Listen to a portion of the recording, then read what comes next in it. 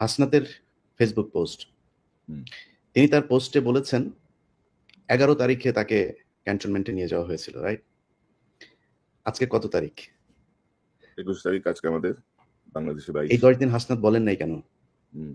কোনো কিছু কি মানে নেগোসিয়েশন হচ্ছিল যেখানে হাসনাত যেটা চাচ্ছিল সেটা হয় নাই? মানে আমি জাস্ট যুক্তিটা বলছি আরকি। আমি হাসনাতের এটা নিয়ে করছেন, এরপরে হাসনাতের সাথে আমার গতকালকেও কথা হয়েছে। আমি হাসনাতকে মানে দোষ দিচ্ছি না, বলছি মানে বলা হয় নাই কেন? এই কথাটা কেন বললাম জানেন? হাসনাতকে জিজ্ঞেস করছিল ইলিয়াস এটা প্রশ্নটা? হ্যাঁ, না আমি এই কথাটা জিজ্ঞেস করি নাই। এই বিষয় নিয়ে কোনো আলোচনাই হয়নি। আচ্ছা। আমার সাথে অন্য বিষয় নিয়ে, আমি ওই যে আসিফের ব্যাপারে যে ইয়ে করেছিলাম সেটা নিয়েই আমি করেছি। এটা জিজ্ঞেস করছিলাম। হুম। আমি এটা জিজ্ঞেস করছিলাম হাসনাতকে, হ্যাঁ? কারণ হাসনাত নানা সময় আমার সাথে নানা কথাবার্তা বলে, ওর মান অভিমান রাগ এই সমস্ত বিষয় ইয়ে করে আর কি, হ্যাঁ? তো এই সমস্ত আমি জিজ্ঞেস করছিলাম যে হাসনাত তুমি এই জিনিসটা তো আমাকেও বলতে পারতা, হ্যাঁ, ওই দিন তো আমাকে বললা না কেন?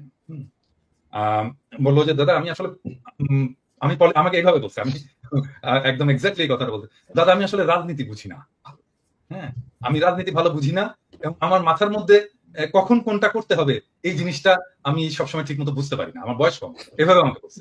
হ্যাঁ, আপনাকে বলাটা উচিত ছিল আগেই, হ্যাঁ, এটা নিয়ে আমাকে আরো আগেই বলা উচিত ছিল, কিন্তু আমি সারা দিয়ে নিয়ে রাজনীতির নানা ফ্রাস্ট্রেশন নিয়ে আমি এত বেশি জেরবার ছিলাম যে আমি আসলে বুঝতে পারিনি কখন কোনটা আমার করা উচিত, কিন্তু যে সময় মনে হলো যে আমার এটা বলে ফেলা উচিত আমি বলে ফেলছি। এই আমাকে এক্স্যাক্টলি এই ইয়েটা দিছে, তোমার সাথে কথা হইলে তুমি এটা চেক করতে পারো।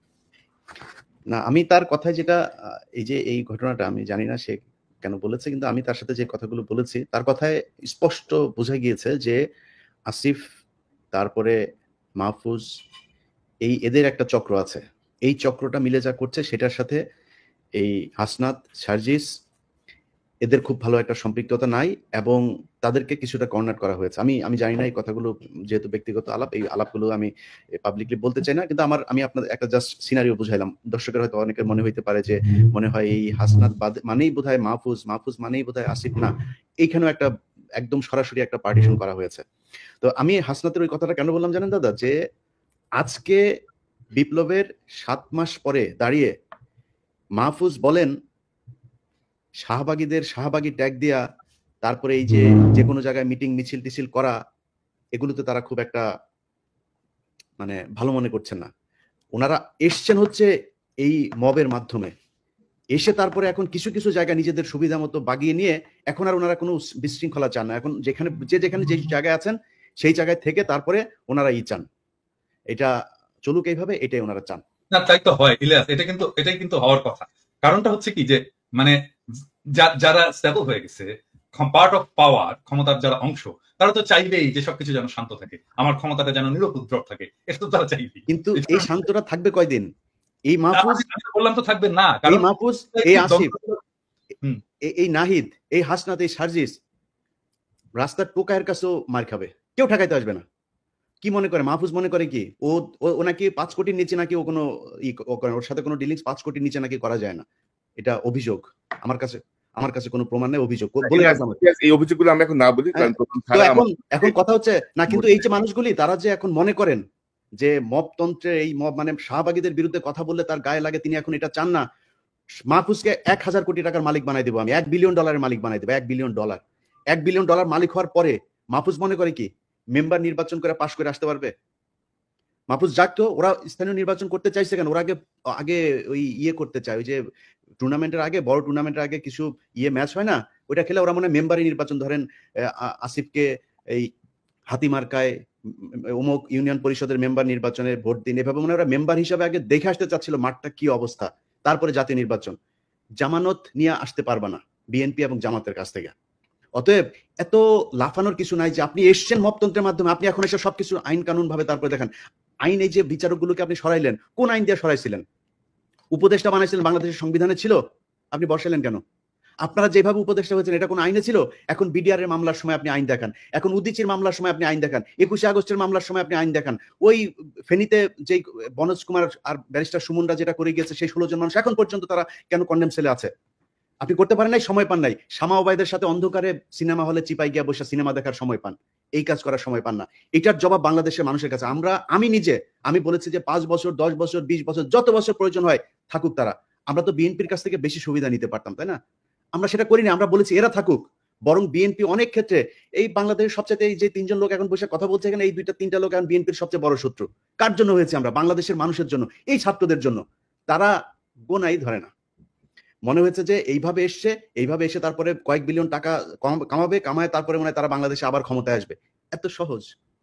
আপনার মতো এরকম কয়েক বিলিয়ন ডলারের মালিক বাংলাদেশে বিএনপির অনেক নেতা আছে, নাম ধরে বলতে পারি, তারা আওয়ামী লীগের সময় কামাইতো।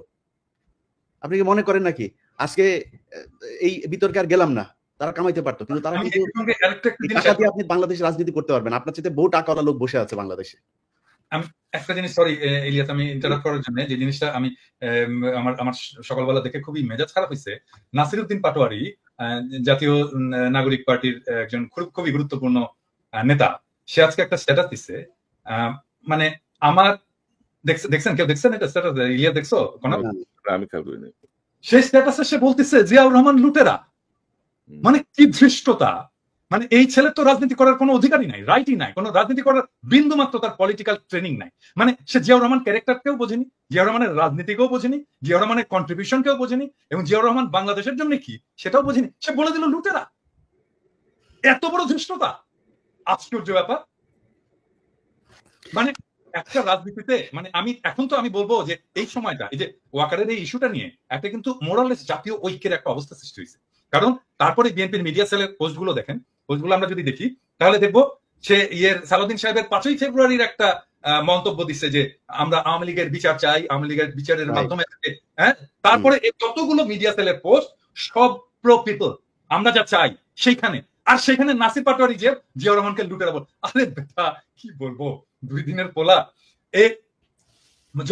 যখন রাজনীতি মানে কি আসলে এটাই বোঝেন।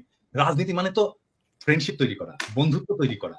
তুমি বন্ধু বানাবা, তুমি যতজনকে পারবা বন্ধু বানাবা, তোমার স্পেয়ার অফ ইনফ্লুয়েন্স বানাবা। এখন আমরা বলবো যে বিএনপি, আমরা যেটা চাই সেই জায়গায় বিএনপি আসছে, স্বাগতম, আসেন আমরা একসাথে কাজ করি। এই আওয়ামী লীগকে আপনারাও চান না, আমরাও চান না। আপনি চান বিচার, আমাদের হয়তো সামান্য কিছু আছে, তফাৎ আছে, কিন্তু আসেন আমরা বসে আমরা একসাথে কাজ করি। এবং এই সময়টা আসলে আমাদের তৈরি করা উচিত যে আমরা যতগুলো রাজনৈতিক দল আছে, আমাদের যত মত আছে, অ্যান্টি ফ্যাসিস্ট মত আছে, তাদের একসাথে বসার একটা বাস্তব শর্ত তৈরি হয়েছে। আসেন আমরা একসাথে বসি, ডায়ালগ করি, আওয়ামী লীগ প্রশ্নে আমরা একসাথে একটা সিদ্ধান্ত নিই। এবং আমার মনে হয় আমরা বাকি সবাই ইনক্লুডিং বিএনপি আওয়ামী লীগ নিয়ে এখন একটা সিদ্ধান্ত নেওয়ার মতো অবস্থায় আমরা চলে আসছি।